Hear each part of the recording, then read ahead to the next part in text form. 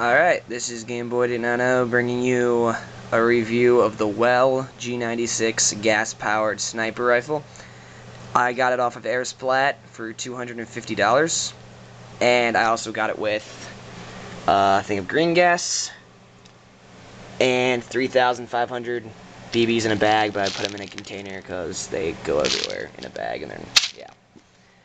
And overall, it was $270 with the green gas and thing, and then with their thing going on right now for free shipping. Shipping would normally be like $20 for this gun, but yeah, you don't have to pay for that, which is awesome. It came in this box right here, and inside of this box was this box, which actually held the gun. On airsplat, they say it's all one piece, like airsplat on demand. But actually it is in pieces.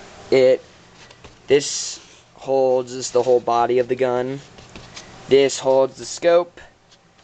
Tools and crap are in here. This holds the scope rings.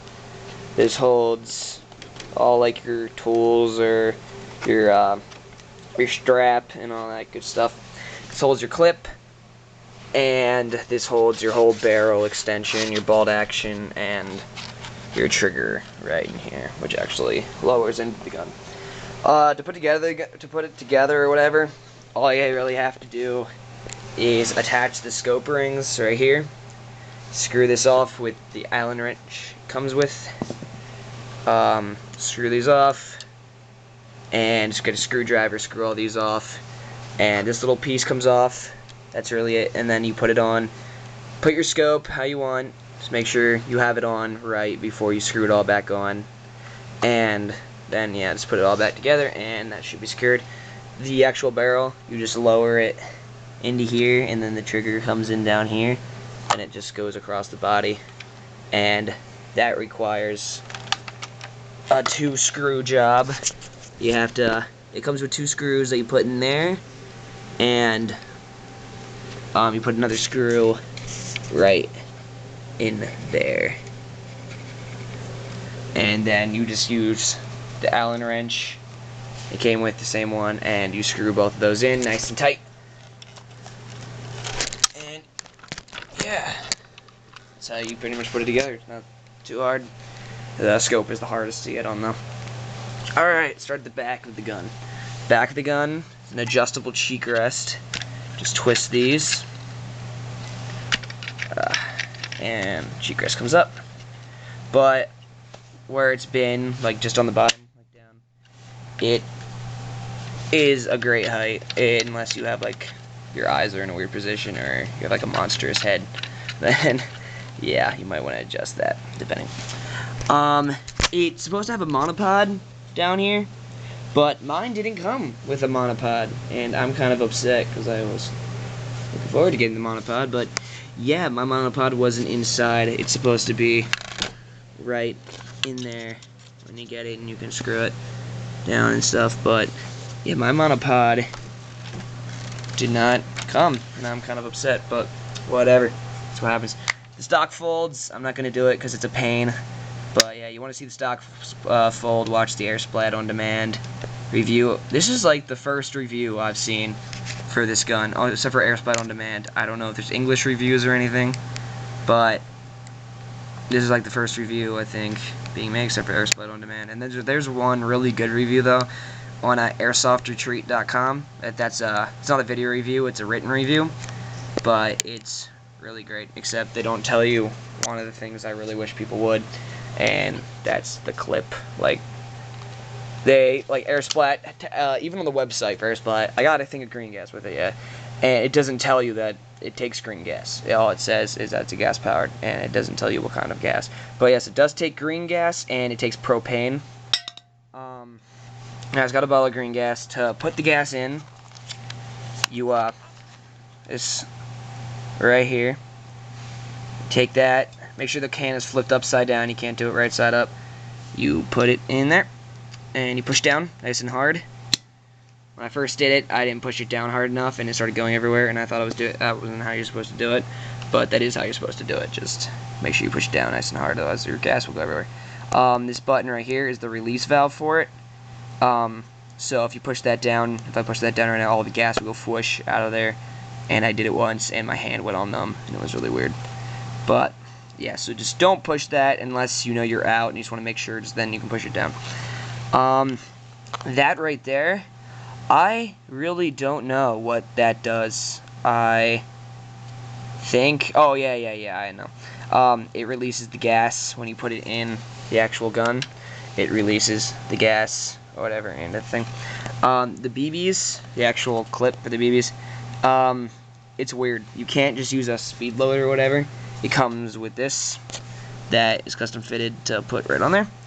You take your BBs or whatever, put however many. It's an 18 round magazine. So yeah, they say 10 on the website, but it's actually 18. And you put those in. You take this little thing they give you. It's plastic, and you push it down to load them in. And yeah, you will have a loaded magazine. And then everything's metal on this thing. The clip is actually like 2 pounds. The whole gun all together weighs about 11-12 pounds, and it's pretty heavy when you're holding it. 11-12 pounds doesn't sound like that much, but it actually is pretty heavy. Like, I wouldn't be running around with it. And the clip, when you first get it, the clip is kind of hard to fit in or take out, but then it smooths over time. Bolt action, nice and smooth. It is, considering it's gas powered. So you pull it back, put it forward, pull it in. And considering there is gas in it and BBs right now, I can't believe I shouldn't have cocked it back, but I did. So if I fire, there will be a BB flying out there. And yeah, it is very powerful. There's a fire pin right there to show you whether it is cocked back or not. It's out, it's ready to fire, and I'm not going to pull the trigger, but then it will go in, and that means it's not. There's a safety right there, and fire. Scope has lens caps on it, and I'm going to look down the scope. And for any other sniper reviewers, cat go away. It's my cat. She's always in my videos. If you're watching my other videos, she's probably going to be in it. Anyway, for any other sniper reviewers that do a sniper review out there, just please look down the sight. I'm always thinking whenever I'm watching a review for a sniper, I really want them to look down the scope that came with it, because I want to see what the crosshairs look like, because I'm just like that. But yeah, that's what the crosshairs look like down there. It's basic crosshairs.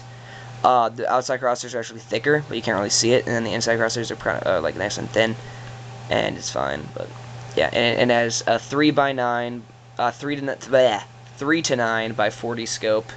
Just on the side right there, and then you adjust the magnification by turning Z knob, and this makes it more magnified. This makes it less magnified. That's the least magnification you can get right there. And it is not a bad scope whatsoever, and it came with it for free, so I'm happy with it. I didn't have to spend 40 bucks on a scope. So yeah, that's the scope. Let's back up. This gun's pretty heavy. It's hard to hold with one hand. Let's see. It's that whole thing metal here, everything. Bipod. You push this down, and it will fold up. And these right down here, these come out and extend farther, and then you're supposed to be able to just push them back in then afterwards, but it wasn't going back in, so like this one right here was staying out, but this one kind of like went back in and stayed, so it was like lopsided like that. And it's really hard to shoot a sniper rifle when it's like that. So what I had to do, if you unscrew this completely to the left, and this pops off, and there's 2 springs in it, a small spring and a big spring, and then what you do, you put then after they come out, put the small spring in first, then put the big spring in, screw it all back on, put this back on, and then screw it back on, and you shouldn't have that problem. Now they stay, and they don't extend, but this is a great height anyway, for pretty much anyone. And yeah, the end flash hider, whatever, fully metal, except for the tip, obviously. And the tip is, I thought it was going to be more orange than it actually was, and I was going to paint over it, but I don't think I'm going to, because it's not that bad. It's shooting at 500 to 550 FPS, somewhere around there. Accuracy wise, when you might get it and then aim down the scope, you're not going to hit a can or whatever, like when you just do it. Or like on the airsplat on demand, they shoot a penny off of a can or whatever from 10 yards away. And That's not going to happen when you just get it. It's accurate as hell, but the only thing is the scope is not zeroed in, obviously, when you get it. So you're going to have to spend like an hour or two zeroing in your scope. I already did that at a friend's house today, and we used got a box and put like tissue paper over it and with a target, and then we could see really easily with the tissue paper where the bullet holes were entering and exiting. Then you screw these off and you can adjust the crosshairs up and down, left and right accordingly to make it zeroed in with your actual barrel. Let's see what else. It came, forgot to show this. Came with directions. It doesn't come with directions of how to actually put it together, which kind of sucks considering it is in pieces, and they don't tell you how to put it together, but now you know, considering I just showed you. Yeah, it shows all the pieces individually, but that's not how you exactly put it together. And yeah, it's not really an instruction manual. It just shows you the basic stuff about the gun. Scope comes in the box, rifle scope, and that comes with directions. And if you look inside, it's like 2 pages long, and all it does is really show you. It doesn't show you much stuff at all. So yeah, that's just there. Little bag of BBs. Never use it because these are the BBs that really shouldn't go in your gun ever. A little tiny Allen wrench, and I really don't know what you're supposed to use that for because it's really small, and I don't know why that's even there.